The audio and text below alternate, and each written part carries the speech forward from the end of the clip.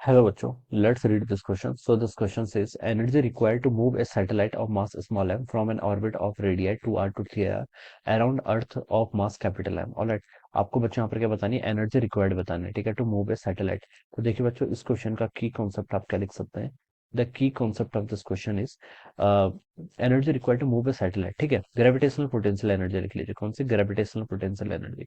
देखिए सैटेलाइट क्या है आपका? ग्रेविटेशनल पोटेंशियल एक सेलेस्टियल ऑब्जेक्ट है, ठीक है। और इनको स्टडी करने के लिए हमें ग्रेविटेशनल पोटेंशियल एनर्जी की रिक्वायर्ड होती है, ठीक है। Gravitational potential energy kinetic energy, ठीक है। तो हम देखिए यहाँ पर ग्रेविटेशन को कंसिडर करेंगे, ग्रेविटेशन फोर्स, और इसके करस्पॉन्डिंग जो एनर्जी होती है वो कौन सी होती है? ग्रेविटेशनल पोटेंशियल एनर्जी, ठीक है। अब बोल रखा है कि energy required to move a satellite of mass small M from an orbit of radius 2r to 3r around the earth of mass capital M. Alright, ठीक है। तो बच्चों देखिए, इसकी ग्रेविटेशनल पोटेंशियल एनर्जी जो कि आपकी यू से भी रिप्रेजेंट करते हैं, ये किसके इक्वल होती है? Minus G times capital M into small M divided by आपकी रेडियस। इनिशियली देखिए आपकी 2r रेडियस पे थी, तो इनिशियली 2r हो जाएगा। समझ में आया ना? जी क्या है? Universal gravitation constant.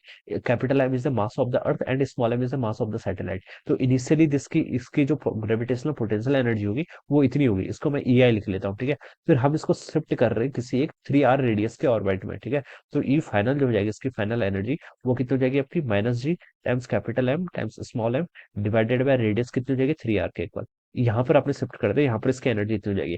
Energy always minus में रहनी चाहिए, क्योंकि ग्रेविटेशनल फोर्स क्या होता है आपका? अट्रैक्टिव। तो उसकी करस्पॉन्डिंग जो पोटेंशियल एनर्जी आएगी वो नेगेटिव ही आएगी, because it is a bounded system. एक ऐसा सिस्टम है बाउंडेड, बाउंडेड सिस्टम में आपकी पोटेंशियल एनर्जी ऑलवेज नेगेटिव ही आनी चाहिए, ठीक है। तो ये इसकी एनर्जी हो जाएगी। अब हमसे पूछ रहा है कि हमें कितनी एनर्जी चाहिए होगी कि इस एनर्जी लेवल से इस एनर्जी लेवल पर शिफ्ट करने के लिए? तो इनके डिफरेंस के इक्वल होगी। तो जो चेंज जो हमें रिक्वायर्ड एनर्जी होगी वो किसके इक्वल होगी? आपकी फाइनल माइनस इनिशियल के इक्वल। इन दोनों को बच्चों आप क्या कर लीजिए? सब्ट्रैक्ट कर लीजिए। तो देखिए बच्चों कितना आएगा आपका? Minus G capital M small M divided by 3r, ठीक है। माइनस ऑफ माइनस हो जाएगा तो प्लस आ जाएगा। G times capital M small m divide by 2r के इक्वल, ये वैल्यू हो जाएगी, ठीक है। और यहाँ से आप लिख लीजिए G times capital M small m, ठीक है, डिवाइड बाई r। इस टर्म को कॉमन कर लेंगे तो यहाँ से आपका माइनस 1/3 आएगा फर्स्ट टर्म से।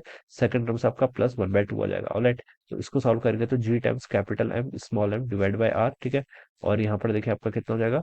6 3 - 2 हो जाएगा, और 2 प्लस हो जाएगा, ठीक है। तो ये आपका 1/6 के इक्वल आ गया। देखिए G times capital M small m divide by आपका 6r के equal. So this much energy is required to move the satellite. Alright, G capital M small m divide by 6r, यानी कि जो आपका बी ऑप्शन होगा बच्चों वो क्या होगा? इसका करस्पॉन्डिंग फिर आपका राइट आंसर हो जाएगा। This will be the answer of this question. So I hope you all understood this concept. All the best and thank you so much.